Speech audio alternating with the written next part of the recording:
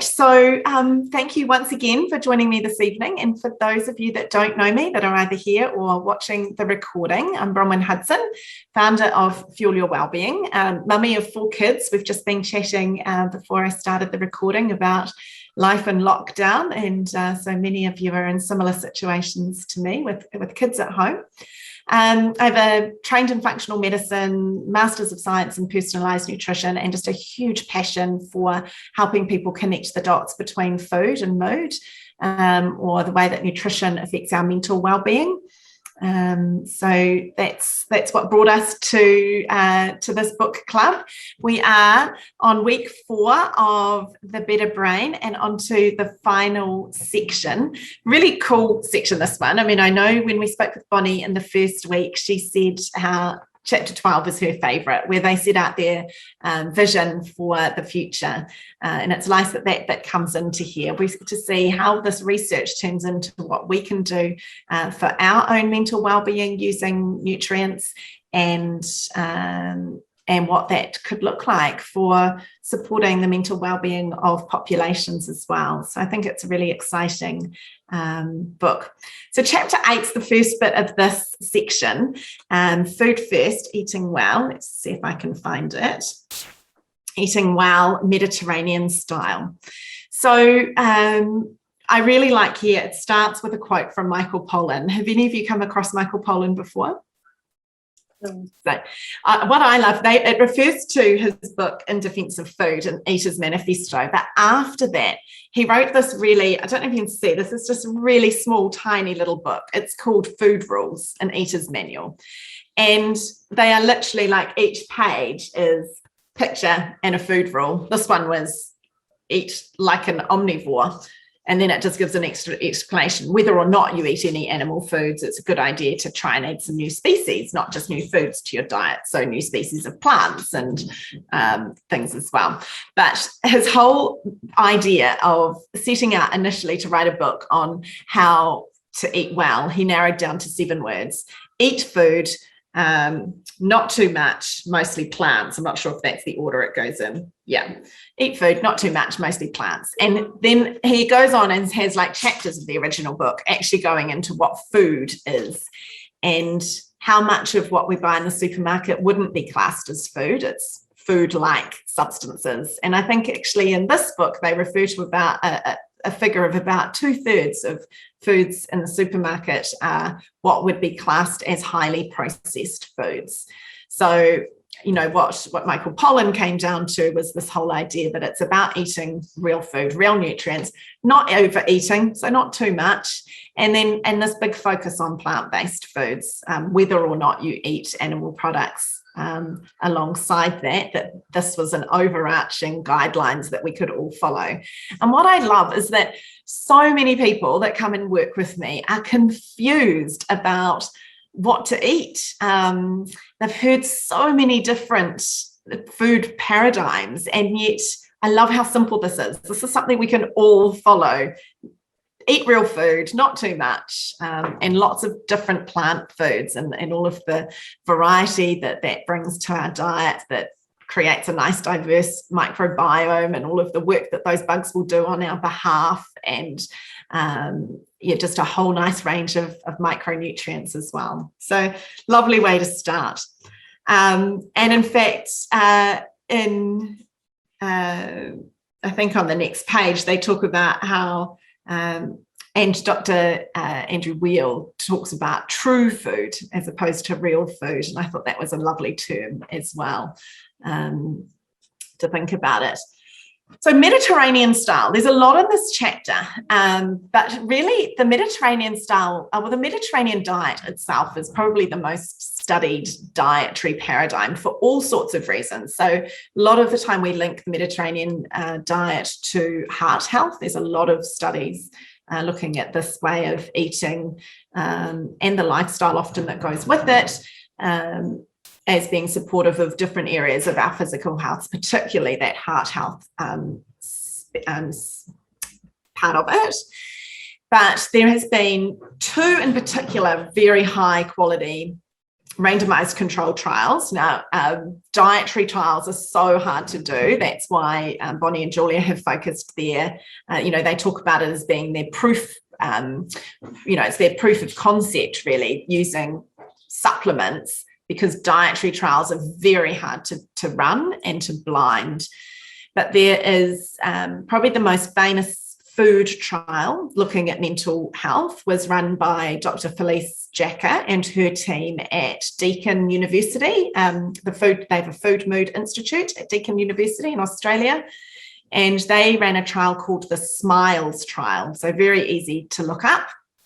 And they used what's called a modified Mediterranean diet. And actually, I've got a slide that I can share, because I talk about this sometimes when I run my, when I do corporate food mood.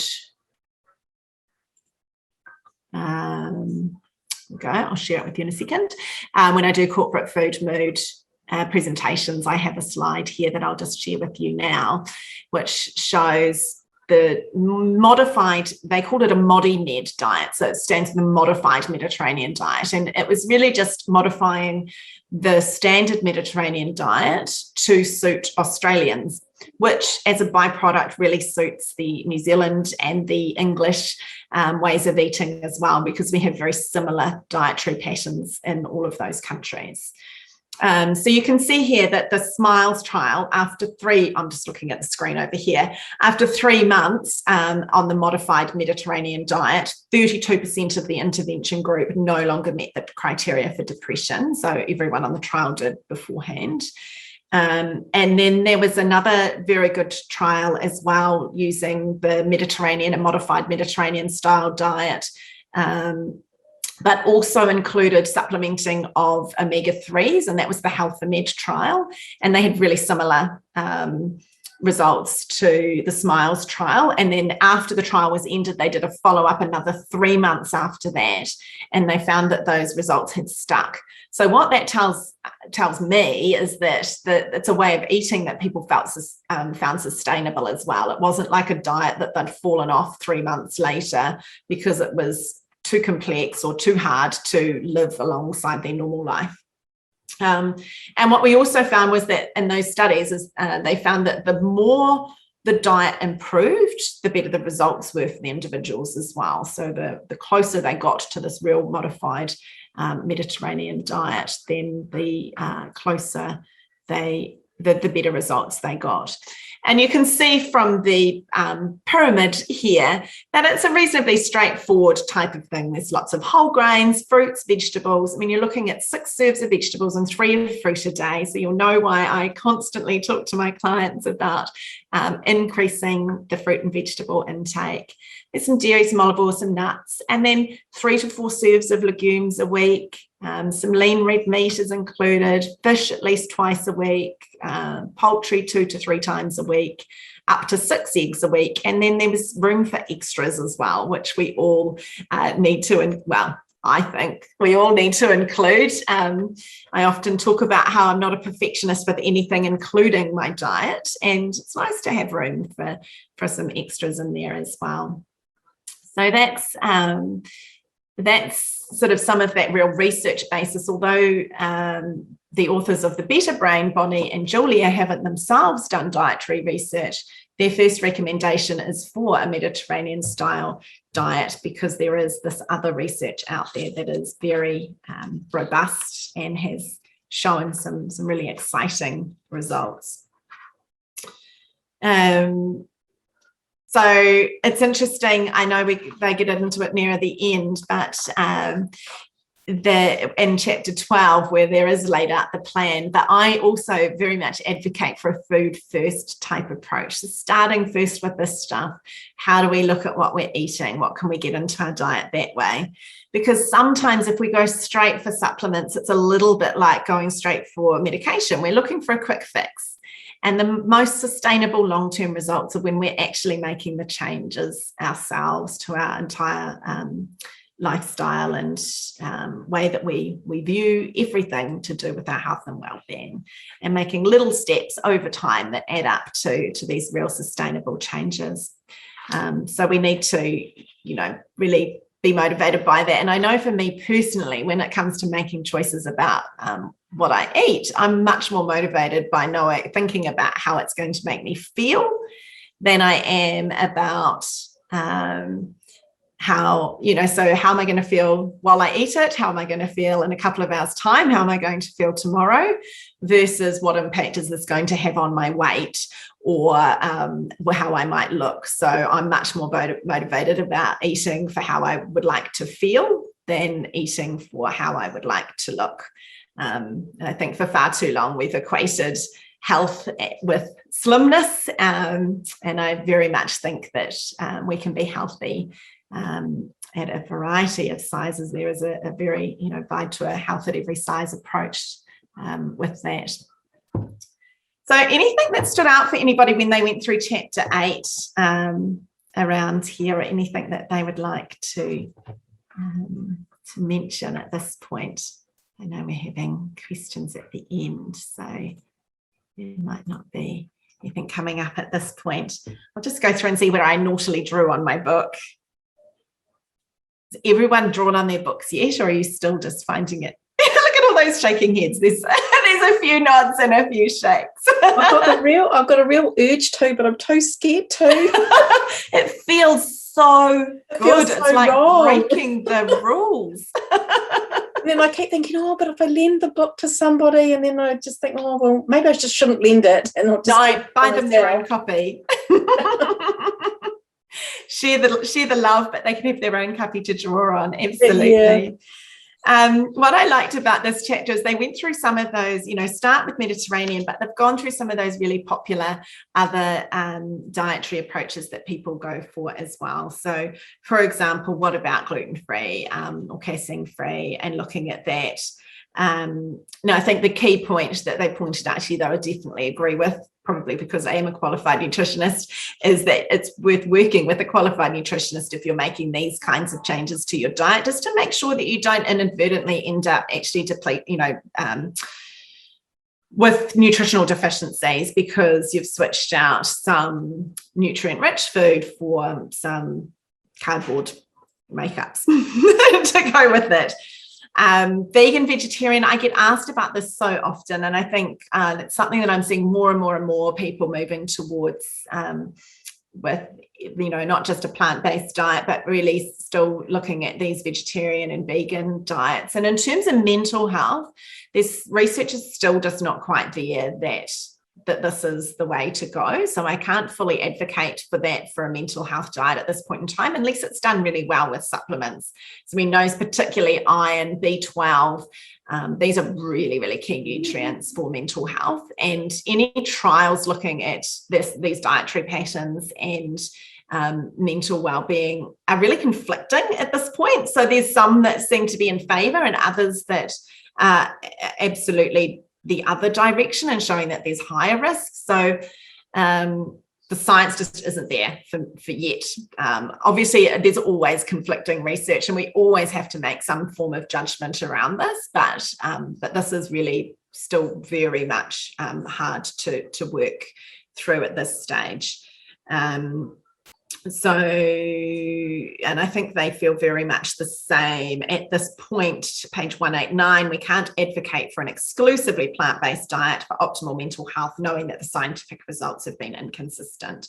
So if, definitely adding in iron, zinc and B12 supplements just to support if that's the dietary pattern that you follow, which is fine. And the omega is really important there as well. What I don't mention here is there is actually some pretty good omega supplements now that come from algae, algae or seaweed based supplements. So you can get some better levels of the EPA and the DHA if you're not going to have fish oil or be eating fish. So that is a consideration. From an environmental perspective, I'm not quite sure if it's any better in terms of the impact this might have on if we all moved to algae-based supplements and what that might mean in terms of needing to produce those. But that is there as a nutritional alternative now for the fish oils as well. So that's interesting.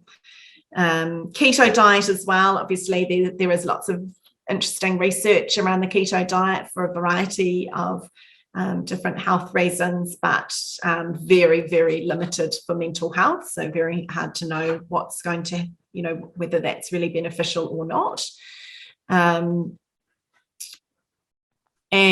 Sorry, Bron. Yeah. Excuse me. Just on the omega side, I'm using the Gold brand. I'm not sure if you're familiar with it. Do you have a specific recommendation of omega-3? Just to help with Yeah, so there's a variety of different omegas brands that are good. It's needing to look at what the active levels are. So we know it needs to be between 1 and 2 grams of the EPA DHA, which is quite a lot higher than a lot of brands you will get. A lot of them will say that, but if that they've got however much of fish oils, but when you look into how much is the DHA and how much is the EPA, that's where you need to add those together.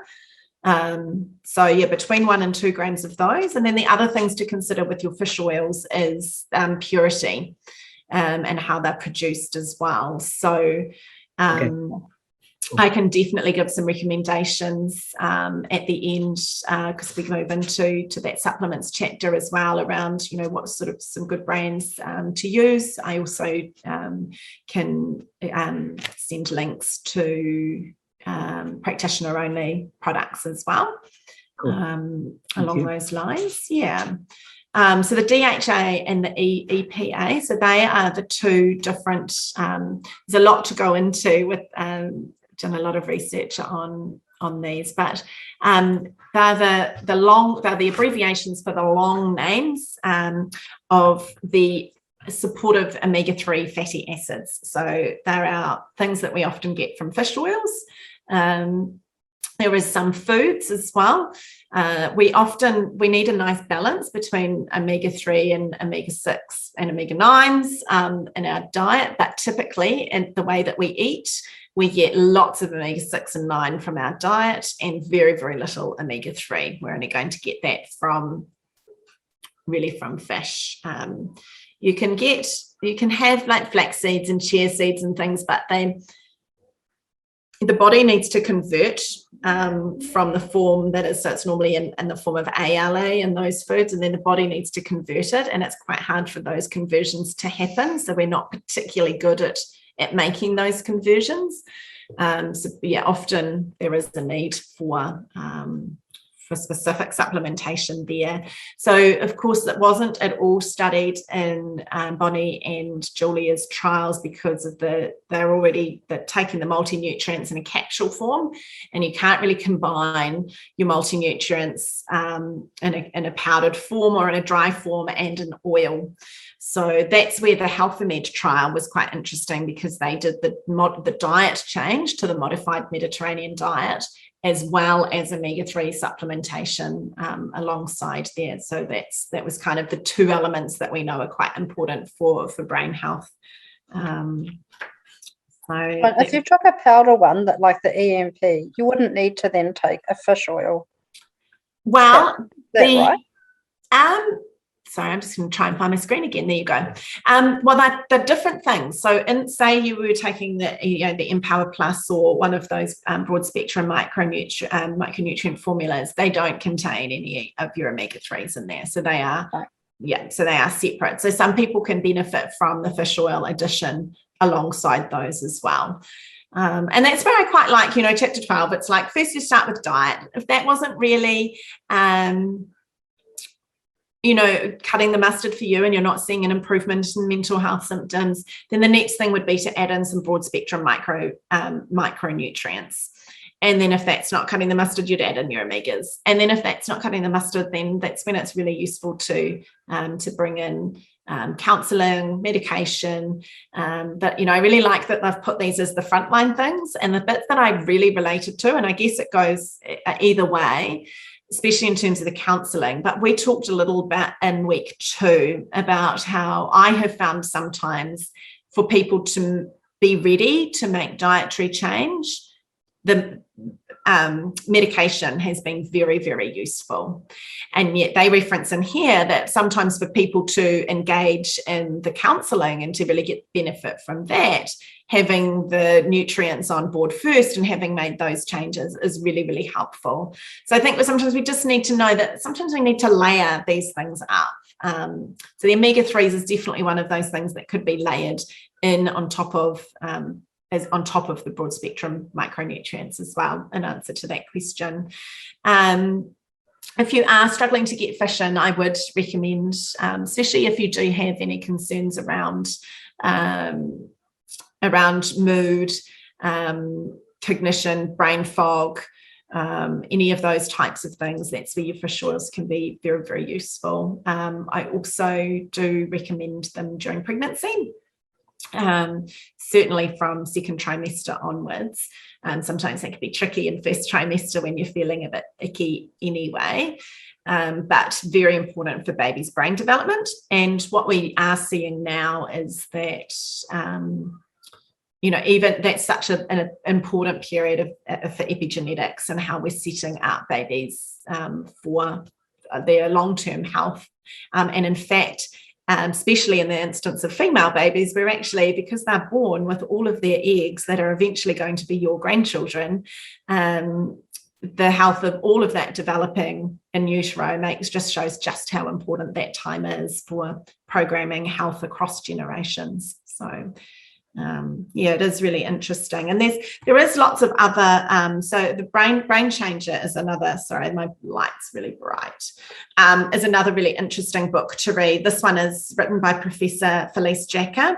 So this is looking at some of that research out of Food Mood Institute at Deakin University. And it's nice because you get another researcher's view on coming at things from a slightly different angle as well, and yet so much showing that, wow, nutrients, what we eat and the nutrients that we get from our food or from our supplements really, really are game changers when it comes to our mental health. And so I think that the more that, the more widely we keep educating ourselves in this area, the more you start realizing that this is really exciting as well. I mean, there's plenty of other books as well. I've got a few here. Dr. Uma Naido is a nutritional psychiatrist at Harvard Medical School. So she's got a book, The Food Mood Connection, which I haven't read yet because I keep buying books. Does anyone else do that? Keep buying books and then not quite get to reading them? Yeah.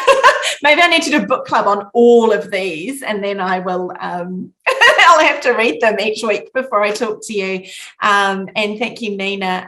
The XX Brain is one that Nina was talking to me about not too long ago, and sounds absolutely fabulous as well, especially for all of us females on the call. Dr. Drew Ramsey is quite interesting to follow on socials as well. He's a psychiatrist that's moved very much into the nutritional psychiatry space, and he's written a book which I've only got during lockdown because I'd pre-ordered it, so it's just newly out, and it's called Eat to Beat Depression and Anxiety, and it sounds like it must be a program, Nourish Your Way to Better Mental Health in 6 weeks. So there is lots of people starting to write in this area, and lots of really fascinating research and science to delve into. When we look, actually, I'm just going to pull up a picture to share with you as well, because when we look at those pyramids, it can be kind of tricky sometimes to visualize what that looks like on your plate. This is the plate that is put together just for a general wellness plate. There's different ones. This is my governing body in the UK event, and I quite like just that visual aspect of it, that you can see that half of the plate here is vegetables. Some are leafy greens and salads, and then there's your other vegetables. In fact, even more if you then consider that another quarter of your plate is root vegetables or whole grains. So much of your plate, when you actually dish up your meals or you're putting your meals together, is containing this, and then it's a quarter protein. This is just for a general wellbeing plate. They have other ones specifically looking for weight loss, etc. we now have a little bit less of the root veg and a little bit more of the protein. But I can link this document into tomorrow's email too, if you're on the mailing list for the book club. Just have a look at, because there's lots of interesting other information on there too. All right, well, if we move quickly to chapter 11, supplements. Now, chapter 10, of course, was recipes. So I would love it if you give some recipes a try. There's some really delicious ones in there. So I know sometimes when it's not a flashy recipe book with photos attached and things, sometimes you're not as motivated to give things a try. But I really encourage you to delve into that chapter and just choose something and give it a go. And yeah, let us know how it goes. Put a post in the Facebook group or share that information around, but to encourage someone else as well. But there is some really delicious, very easy, very affordable recipes included in that chapter, which is really good.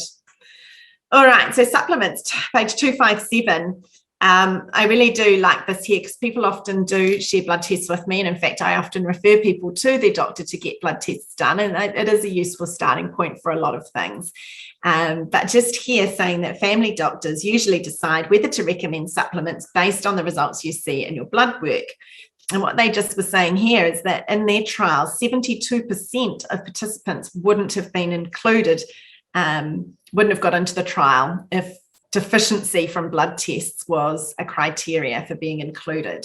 So sometimes these results just don't tell us the full story, or they're not indicating whether or not we would respond to supplementation with other micronutrients. So that was just really interesting to know sometimes, that if you sort of think, well, I've had everything checked and everything seems fine, I obviously don't need this, there's no point in looking down that path, doesn't necessarily mean that nutrients won't support you, because 72% of the people that did, get into these trials and most of whom responded very positively would never have met the criteria if that was all we used. And it does say here it's partly because what's being tested is the circulating level of the nutrient in your body, not your brain. And so when we're looking to see actually how is our brain using these nutrients, what's happening there, it's a different mechanisms in its different place, and there's no test that we can use to show what's going on in our brain or what nutrients our brain needs as well.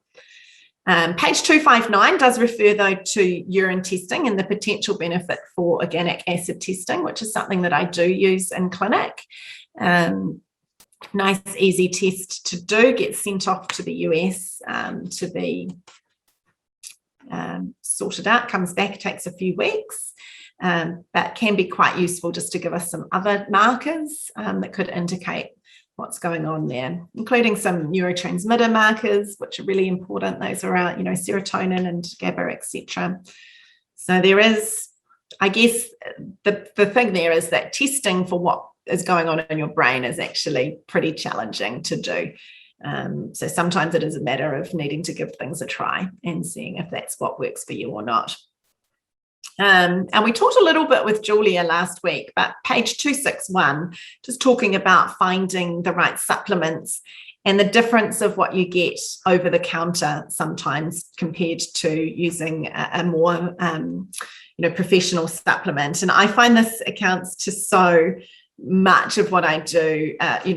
When I was studying and doing my training, you could never recommend to a client something that didn't have the level of nutrients that had been the same as the trials that were backing up, so in terms of being an evidence-based approach, if you were looking at recommending something to someone with cardiovascular risk factors or something, you would then be looking at what trials have been used using these particular supplements with people with a similar condition, what level of those nutrients was used in the trial, because that's the level we know is therapeutic. What form was that nutrient in? What dosage were they taking? And if you recommended something outside that, then we'd get a professional competency and have to write a 300-word essay on it, because you can say that B12 is good for this, but it may only be therapeutic within a certain range. And so you can't expect to just take a small amount of it or in a form that's not as usable by the body, so a less bioavailable form, for example, and get the same results that have been shown in the research where there is a lot more being used. And the table on, where is it? Page 266. There's a table at the top showing the difference between research supplements and over-the-counter supplements for B12. And the over-the-counter supplements, you can hardly even see the little lines in terms of how many micrograms of B12 is available in those supplements versus the ones that have been used in these particular trials that were selected for this table. So, I think that's just sometimes they do cost more than what you would pay buying something from the supermarket, but you're paying for research, you're paying for knowing that it is not always, but that it is normally at a therapeutic dose in a form in a dose that's been used in trials and shown to be therapeutic. And the other thing, I guess, when you're buying through a practitioner is that you hopefully they take safety as big as I do, where they're also going to be checking things like, what else are you taking? Are you going over a tolerable upper limit in anything? Is there any drug nutrient interactions with any medication you're taking, etc.? So safety always being real paramount when it comes to supplements. I think in this chapter, when we were talking about omega-3s, there's a section starting page 272 for those that were interested in the omega-3s research. So talks here about 1 to 2 grams of EPA daily for depression is the optimal dose.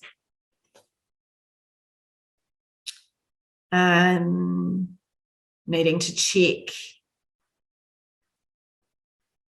So for example, they're talking here about a product that the front of the label might state that each capsule contains 2,000 milligrams of purified natural fish oil, but when you read the back, it's 360 milligrams of EPA and 240 of DHA. So the active ingredients is actually then only 600 milligrams, not 2,000. So that's the bit you need to just check on the back and look for those things, that when you're looking for your grams, it's not 2 grams, as that product may suggest. That's 2 grams of fish oil, but not of the actual beneficial ingredients. And there's also really some interesting reading on page 276 regarding we weeing away our supplements. Was the, you're just weeing away your money. Something I get asked often, or that people have been told by their doctors, that you're just weeing that away. It's a waste of money. So there's a nice little discussion around that there as well. But I think the thing that's really nice is, if I flick to the end of this chapter, is that when we look at supplements, the takeaway number one, the long-term follow-up research participants from Julia's lab. So this is where she looked at people that have been taking the nutrients for a year to 12 years. The long-term of that had shown that ongoing treatment with broad-spectrum multi-nutrients resulted in 80 to 85% going into remission from their mental health symptoms. In contrast, a more typical long-term remission rate for those taking antidepressant meds is less than 25%. So that really sums up how beneficial nutrient supplements could be for some people when we look at that. So I think, the whole vision of the, just to close before we go to Q&A, vision for a healthier tomorrow. It had 3 steps that they put together in chapter 12. Eat only real food was the first step. If that wasn't enough benefit, take your broad spectrum multi-nutrient formula.